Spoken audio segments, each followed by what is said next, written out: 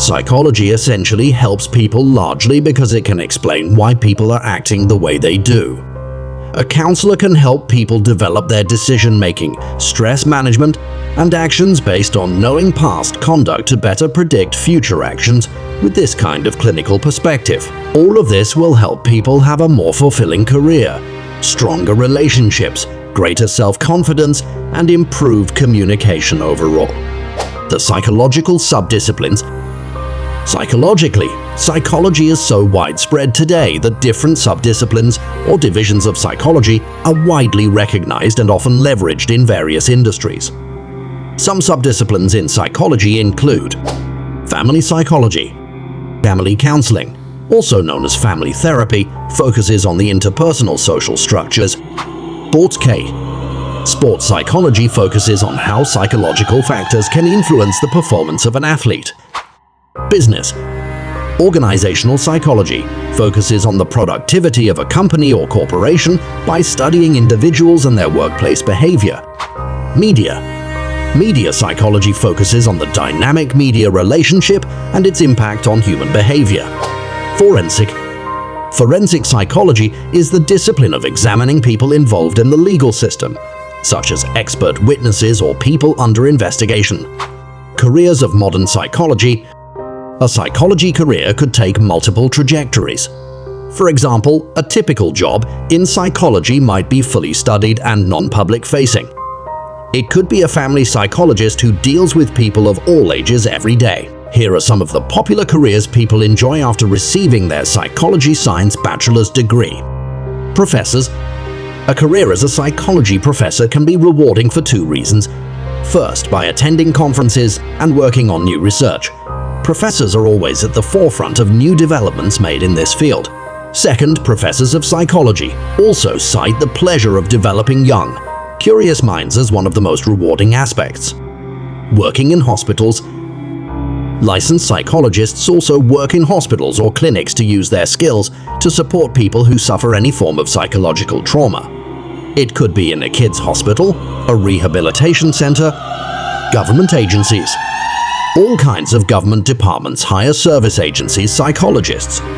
Some of the top clinical positions in government include correctional counselors, military psychologists, criminal profilers, and veteran counselors. Working in schools. Psychologists often work in schools where their experience may support students with mental, behavioral, or cognitive problems that may affect their education. School psychology positions may be in primary, secondary, or even college campuses.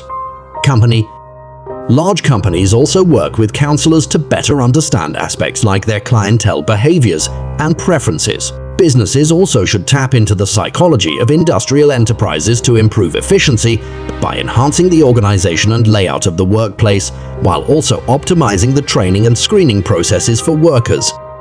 How sensitive are we to dark psychology? Sensation and perception are two very closely connected, different processes.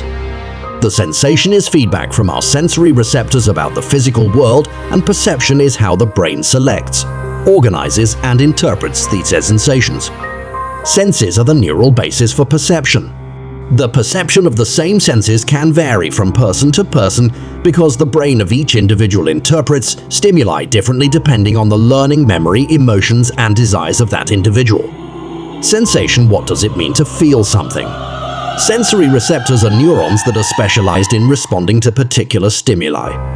This phenomenon has arisen when a sensory receptor senses sensory input. For example, the light that reaches the eye causes the cells that line the eyes back to make chemical changes. These cells relay signals to the central nervous system in the form of motivation for action, or as you learned while researching biopsychology. The conversion from the energy of sensory input into the potential for action is called transduction. Since primary school, you probably knew we have 5 senses: vision, hearing, audition, smell, olfaction, taste, tasting, and touch hallucinations. It turns out that they oversimplify this notion of 5 senses. We also have sensory systems that provide information on balance, vestibular sense, location and motion of the body, proprioception and kinesthesia, pain, nociception, and temperature, thermometer. One may express the sensitivity of a given sensory system to the relevant stimuli as an absolute threshold. The absolute threshold denotes the minimum amount of stimulus energy needed to detect the stimulus 50%. Another way to go about this is how dark light can be, or how soft a sound can be and yet be heard halfway through the time. Our sensory receptor sensitivity can be very impressive.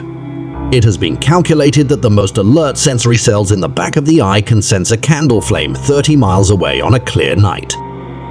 We can get signals delivered to consciousness below the threshold. These are called subliminal signals.